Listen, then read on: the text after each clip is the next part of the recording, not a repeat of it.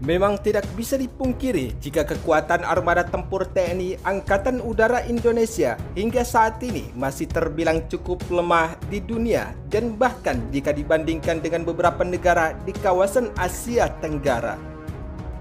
Hal tersebut diakibatkan dengan terbatasnya anggaran militer yang mengharuskan TNI Angkatan Udara Indonesia seakan-akan hanya fokus pada kekuatan armada tempur F-16 Fighting Falcon, pesawat tempur Golden Eagle, serta pesawat jet tempur Sukhoi Su-27 dan Sukhoi Su-30 besutan Rusia.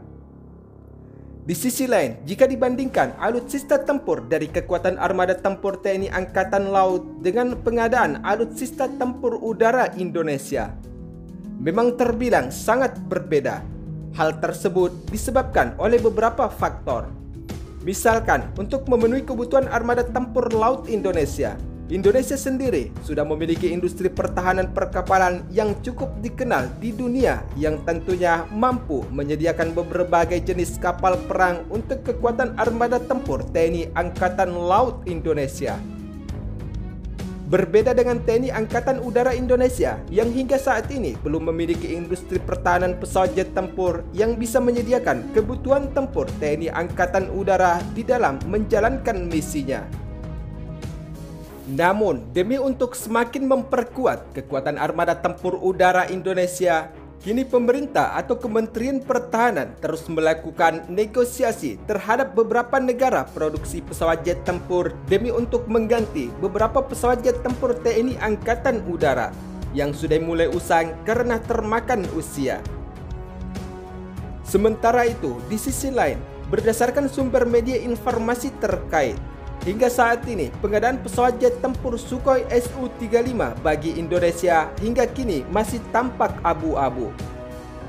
Hal ini tentunya bukan tanpa alasan, sebab untuk pengadaan Sukhoi Su-35 Rusia sudah bicara sejak lama.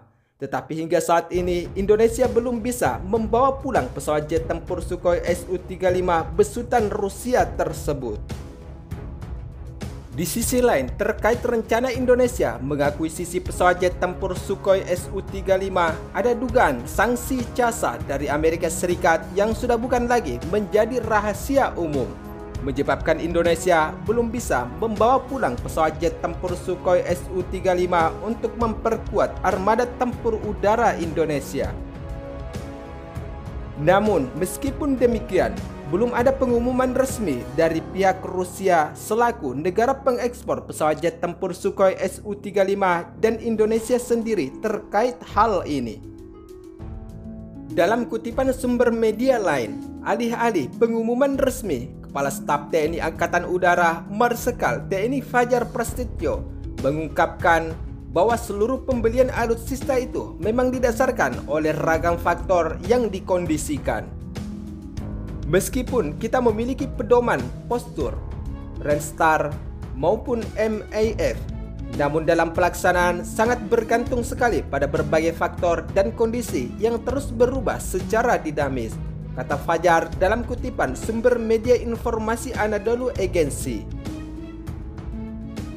Namun di sisi lain, jika Indonesia berhasil membawa pulang pesawat jet tempur Sukhoi Su-35, tidak menutup kemungkinan pertahanan Indonesia akan berkali lipat kuatnya sebab diperkuat dengan armada tempur udara dari beberapa negara maju di dunia. Sementara itu, di sisi lain, demi untuk semakin memperkuat armada tempur TNI Angkatan Udara Indonesia, berdasarkan kutipan sumber media informasi Anadolu Agency, diduga Indonesia berencana membeli 8 unit pesawat jet tempur F-15 Eagle II. Hal tersebut dalam dokumen rapat pimpinan TNI tahun 2021 yang diterima Anadolu Agency. Indonesia rencananya akan membeli 36 unit pesawat jet tempur Rafale dan 8 unit pesawat jet tempur F-15. Di sisi lain, memang tidak bisa dipungkiri jika pesawat jet tempur F-15 Eagle II bisa jadi pesawat tempur andalan Indonesia dalam mengawal wilayah kedaulatan negara Kesatuan Republik Indonesia. Pasalnya, pesawat tempur ini diklaim dengan mesin yang paling canggih dan terkini dari beberapa pesawat tempur lainnya. Sementara itu, melansir dari media Air Force Magazine, pesawat tempur F-15 Eagle II dilengkapi dengan motor F-110 sampai F-129, yaitu mesin yang telah teruji bagi Angkatan Udara Amerika Serikat.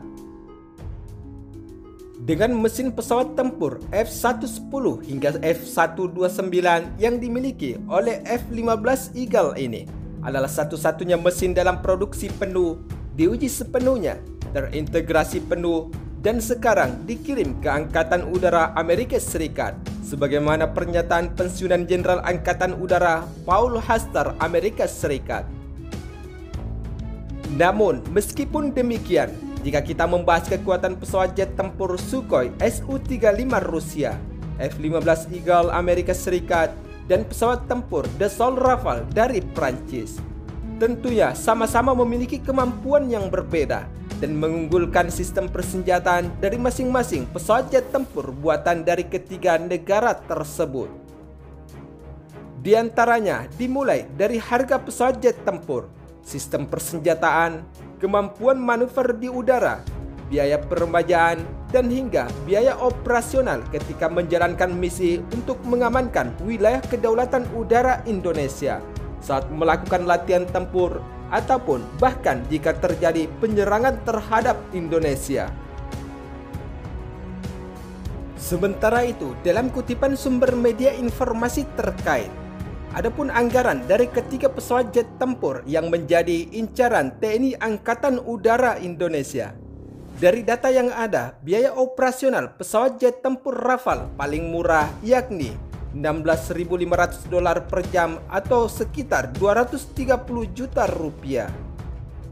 Sementara untuk pesawat jet tempur F-15 Eagle II Amerika Serikat, biaya operasional per jamnya adalah $27.000 atau setara dengan 378 juta rupiah. Sedangkan Sukhoi Su-35 besutan Rusia, biaya operasionalnya paling tinggi yakni $30.000 atau setara 420 juta rupiah sekali terbang. Meskipun begitu, perhitungan ini belum tentu tepat dikarenakan banyaknya faktor seperti metode perhitungan yang berbeda-beda sehingga biaya operasional tersebut lantas tak biasa dijadikan landasan. Berdasarkan hal tersebut, tidak bisa dipungkiri jika faktor harga pesawat jet tempur dan hingga anggaran operasional dari jet tempur incaran Angkatan Udara Indonesia membuatnya cukup alot.